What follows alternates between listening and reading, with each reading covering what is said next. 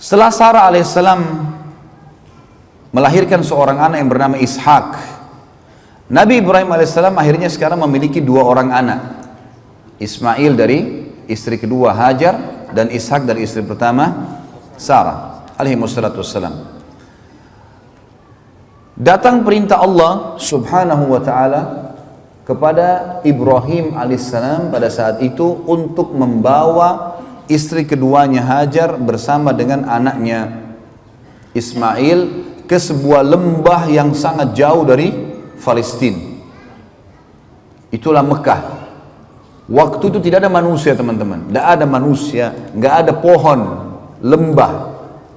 Jadi kalau kita lihat gambar aslinya, itu ada beberapa gambar diilustrasikan, digambarkan oleh para sejarawan yang ada di Mekah. Sekarang ada di beberapa museum diletakkan. Itu Ka'bah dulu berada pas di lereng gunung, di sebuah lembah. Jadi itu kalau hujan pasti banjir, karena di sekitarnya itu ada dua gunung besar, As-Suwaida dengan Abi Kubais, gunung yang sangat besar. Ini lembah tengah-tengah, dan dulu tidak ada Ka'bah, nggak ada pohon, nggak ada kehidupan. Nanti kita akan bacakan ayatnya.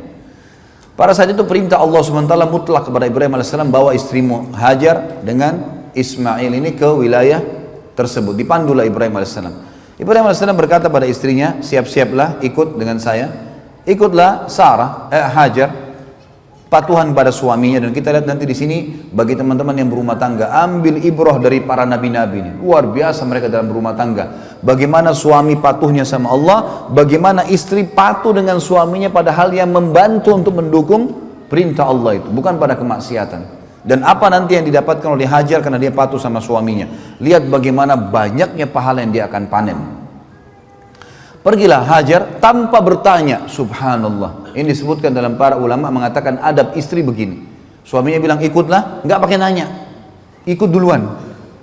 Karena suaminya nggak jelasin, dan dia sudah memang di sini patokannya adalah suaminya soleh.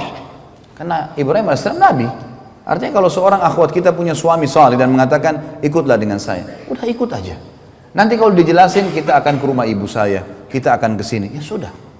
Perintah Allah, bukan karena dia. Karena suami istri teman-teman harus menganggap pasangannya tanda kutip adalah boneka yang Allah titipkan.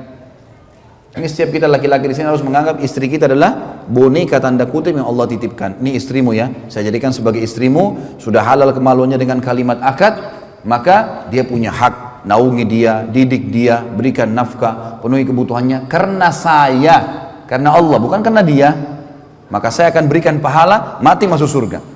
Di sana akhwat kita juga begitu. Ini suamimu ya, ini tanda kutip boneka yang saya titipin. Layani dia, penuhi kebutuhan biologisnya, makanannya, pakaiannya, cuci segala macam, pakai masakannya, segala macam. Karena saya akan kasih balasan. Tinggal sabar sampai mati sudah dapat balasan. Ini variabel-variabel hukum yang harus kita paham. Jadi kita berbuat baik pada mereka, anak kita, orang tua kita, semua ini Allah yang berikan hubungan variabel dan ada bentuk ketaatan kepadanya. Harus difahami.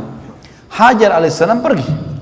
Dikatakan dalam sebuah athar, sepanjang jalan Hajar nggak pernah nanya mau kemana hai suamiku, nggak pernah nanya. Ibrahim AS istirahat, disiapin makannya, dilayani. Jauh, Palestina ke Mekah teman-teman, dengan kuda tercepat sebulan perjalanan. Kuda tercepat. Ibrahim AS dari Palestina ke Mekah waktu itu pakai unta. Lebih lama lagi.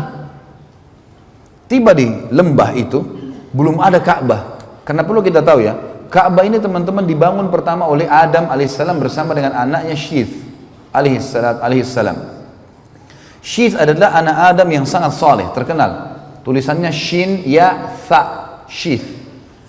Ini orang saleh sekali dan dia bersama ayahnya membangun nanti tentu ada kisah dalam kisah Nabi-Nabi, saya akan jelaskan insyaallah.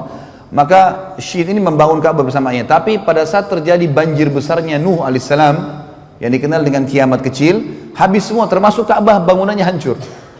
Karena semua bumi ini hancur, tenggelam dengan air, dari bumi dikeluarkan air, dari langit juga hujan air. Semua hancur, kecuali yang ada di atas kapalnya ya, Nuh alaihissalam. Sebagaimana dijelaskan, nanti ada kisah Nabi Nuh panjang lebar masalah itu tentunya. Yang jelas teman-teman sekalian, yang tertinggal adalah pondasi Ka'bah. Diistilahkan dalam Al-Quran Bakkah, Bibakkah, gitu kan? Ada ulama tafsir mengatakan adalah Mekah, ada yang mengatakan adalah makna daripada pondasi dasarnya Ka'bah. Tinggal pondasi itu. Ibrahim alaihissalam itu seorang nabi, sudah dijelaskan oleh Allah yang maha tinggi dan maha pemurah itu melalui Jibril tentang masalah kota ini. Tiba di Mekah, di lembah itu tidak ada lihat apa-apa karena pondasi Ka'bah pun tertutup dengan padang pasir, lembah kosong, tidak ada tanaman sedikit pun. Maka yang terjadi apa teman-teman sekalian? Ibrahim alaihissalam mengatakan kepada Hajar, turunlah di sini, turunlah di sini, ya. Dan di sini aku akan meninggalkanmu. Ibrahim alaihissalam setelah mengucapkan kalimat itu teman-teman sekalian, membalikkan untahnya mengarah ke Palestina. Cuma itu kalimatnya. Saya akan meninggalkan kau di sini, tinggallah, saya akan pulang. Nggak bicara yang lain, langsung arahkan untahnya. Hajar di sini sebagai manusia muncul sebuah pertanyaan.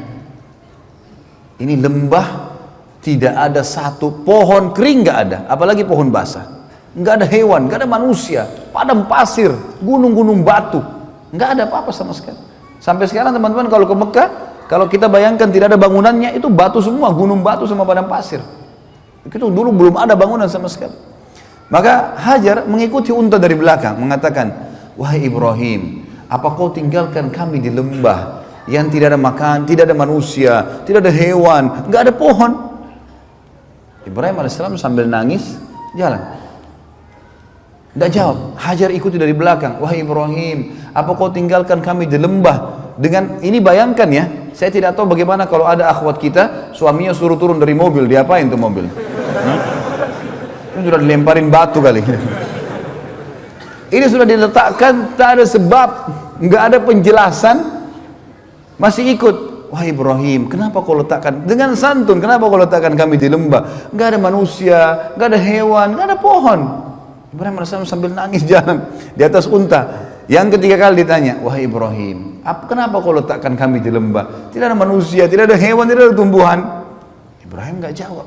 Jalan. Ibrahim ini sebenarnya alaihissalam bisa jawab, tapi berat buat dia karena istrinya disuruh oleh Allah tinggalkan di situ. Dan keterangan pun pada saat itu sebagian ahli sejarah mengatakan belum dijelaskan kepada Ibrahim alaihissalam kenapa istri dan anaknya disuruh taruh, tapi Ibrahim patuh. Nanti kita ambil pelajaran bagaimana waktu Ibrahim alaihissalam disuruh menyembelih Ismail. Keterangan cuma mimpinya sembelih anakmu. Nggak ada keterangan yang lain ini. Nggak ada keterangan nanti kalau kau patuhi nanti akan saya ganti dengan kambing. Nggak ada. Pokoknya perintah kerjakan. Sama Musa alaihissalam, kita ambil pelajaran dari para nabi luar biasa. Disuruh angkat tongkatnya cambuk ke Laut Merah. Musa tidak tahu ini air mau jadi terbang kamu apa. Pokoknya perintah Allah cambuk tongkatmu. Tongkat ini biasa dipakai untuk ngurus gembalaannya, tongkat kecil. Musa alaihissalam patuh, lakukan. Orang mukmin begitu. Kerjain dulu, nggak usah nanya kenapa. Kenapa duhur sama asar 4 rakaat, 4 rakaat? Kenapa Allah protes lagi? Kenapa nggak dikasih jam 2 saja 4 rakaat sekali? Yang membuat, yang menciptakan urat sarafmu, mengalirkan darah ngalir situ, itu yang mau ciptakan langit dan bumi, patuh dulu sebagai hamba. Kalau ada hikmah, nanti hikmah itu pelengkap, kerjain dulu. Masa sekarang kalau antum lapar masih bertanya kenapa saya lapar? Hah? Makan dulu kan? Nah iya, hilangkan dulu laparnya, nanti kemudian baru kita mencari tahu apa hikmahnya dan seterusnya. Yang jelas Ibrahim alaihissalam nangis karena Ibrahim cuma tahu perintah Allah, antar istri anakmu di lembah itu, turunkan, tinggalkan. Belum ada informasi apa-apa ini. Ibrahim alaihissalam lakukan. Makanya waktu Hajar tanya, apa yang mau dijelaskan? Perintah Tuhanku hanya suruh taruh kamu, selesai. Tapi Ibrahim berat katakan. Lalu kata Hajar alaihissalam, ini bukti keimanan yang luar biasa. Kata ulama, ini bermula daripada awal panen pahalanya Hajar yang sampai hari kiamat akan ada. Dia mengatakan apa? Allahu amaraka bihada. Sebentar Ibrahim, apakah Allah yang perintahkan kamu mengerjakan ini? Ibrahim tidak nyaut apa-apa, cuma nganggungin kepalanya. Gak bisa jawab. Hajar dikatakan dalam riwayat dengan suara yang merdu, dengan suara yang santun mengatakan, idzan la yudayyi'ana. Kalau begitu Allah tidak akan membiarkan kami. Artinya pulanglah Ibrahim, pergi kemana saja. Saya akan tinggal sama anak saya di sini. Di lembah teman-teman, tidak ada kehidupan, tidak ada manusia. Tapi ini keimanan yang luar biasa, suami istri yang punya iman yang luar biasa.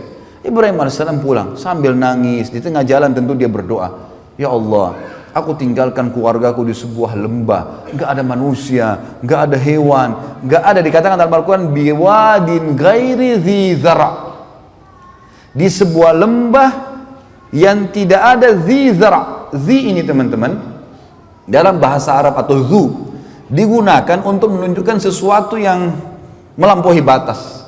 Misal ada orang pintar sekali, zaki, dikatakan dalam bahasa Arab. Tapi kalau orang itu super pintar, dikatakan dhu zaka. Orang ini punya kepintaran melampaui batas, luar biasa. Digunakan untuk itu. Apa kata Ibrahim? Saya meninggalkan keluarga saya, ya Allah, biwadin ghairi dhi zara', di sebuah lembah tidak ada zara', tidak ada daun batang pohon kering, nggak ada. Tapi kata Ibrahim, inda baitikal muharram, tapi di tempat lokasi rumahmu yang mulia. Nah, ayat ini menjelaskan kepada kita teman-teman sekalian, kalau memang di situ ada pondasinya Ka'bah, sudah ada.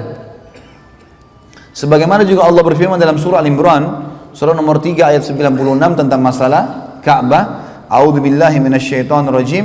Inna awwala baitin wudi'a lin-nasi lalladzi bi Bakkata mubarakan wa hudan lil alamin.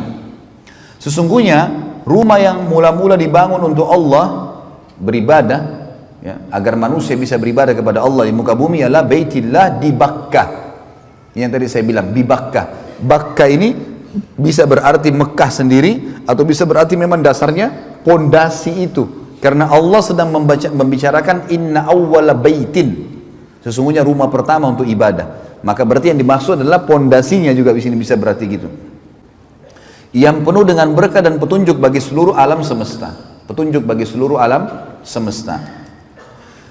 Kemudian teman-teman sekalian, setelah Ibrahim alaihissalam berdoa begitu, Ibrahim melanjutkan banyak tentu dalam ayat Al-Quran, ya, yang dikatakan ya Allah, mereka untuk mendirikan sholat, mereka untuk menunaikan zakat, utuslah kepada mereka manusia-manusia yang datang kepada mereka, ya, supaya bisa hidup, jangan mereka sendirian gitu.